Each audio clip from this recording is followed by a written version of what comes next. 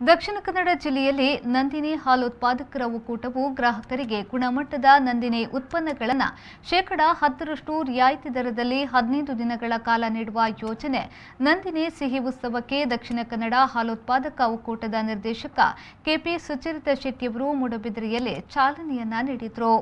ನಂದಿನಿ ಸಿಹಿ ಉತ್ಸವಕ್ಕೆ ಚಾಲನೆ ನೀಡಿ ಮಾತನಾಡಿದ ಕೆಪಿ ಸುಚರಿತಾ ಶೆಟ್ಟಿಯವರು ರೈತರಿಗೆ, ಗ್ರಾಹಕರಿಗೆ ಮತ್ತು ಡೀಲರ್ಗಳಿಗೆ ಶಕ್ತಿ ತುಂಬುವ ಕೆಲಸವನ್ನ ದಕ್ಷಿಣ ಕನ್ನಡ ಹಾಲು ಉತ್ಪಾದಕರ ಒಕ್ಕೂಟವು ಕೈಗೊಂಡಿದ್ದು, ನಂದಿನಿಯ ವಿವಿಧ 45 ಬಗೆಯ ಪ್ರಾಡಕ್ಟ್ಗಳಲ್ಲಿ ಜಿಲ್ಲೆಯಲ್ಲಿ 28 ಬಗೆಯ ಉತ್ಪನ್ನಗಳನ್ನು ವಿಶೇಷ ಶೇಕಡಾ 10% ರಿಯಾಯಿತಿ ದರದಲ್ಲಿ 15 ದಿನಗಳ ಕಾಲ ನೀಡುತ್ತಿದೆ. ಗುಣಮಟ್ಟದ ಹಾಲನ್ನು ನೀಡುವಲ್ಲಿಯೂ ಜಿಲ್ಲೆಯು ಮುಂದೆ ಇದೆ.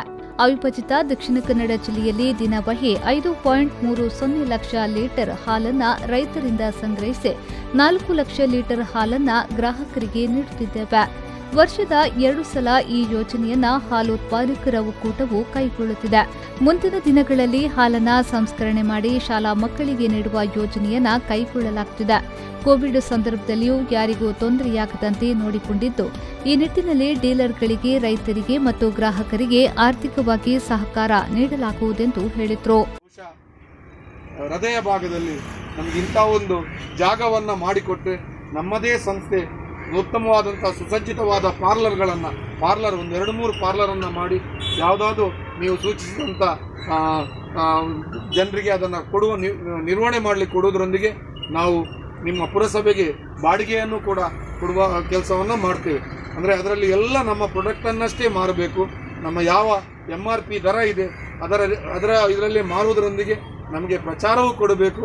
ಗ್ರಾಹಕ ಬಸ್ ಇಳಿದು ಬಂದಾಗ, ಪೇಟೆಗೆ ಬಂದಾಗ ಹತ್ತಿರದಲ್ಲಿ ಖುಷಿಯಿಂದ ಬೇರೆ ಬೇರೆ ರೀತಿಯ ಬಹುಶಃ ಇವತ್ತು ಎಲ್ಲ ರೀತಿಯ ಗುಣಮಟ್ಟದ ಪ್ರಾಡಕ್ಟ್ಗಳು, ಸಿಹಿ ತಿಂಡಿಗಳು, ಉತ್ಪನ್ನಗಳು ನಮ್ಮಲ್ಲಿದೆ. ಎಲ್ಲವೂ ಆರೋಗ್ಯಪೂರ್ಣವಾದಂಥ ಉತ್ಪನ್ನಗಳನ್ನು ನಾವು ತಯಾರು ಮಾಡಿ ಗ್ರಾಹಕರಿಗೆ ಮುಟ್ಟಿಸ್ತೇವೆ.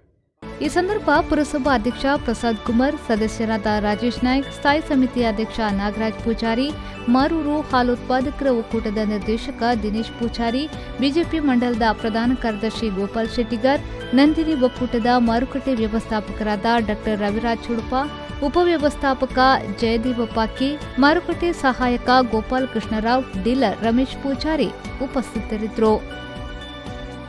ಪ್ರೇಮಶ್ರೀ, ವಿ4 ನ್ಯೂಸ್, ಮೂಡುಬಿದಿರೆ.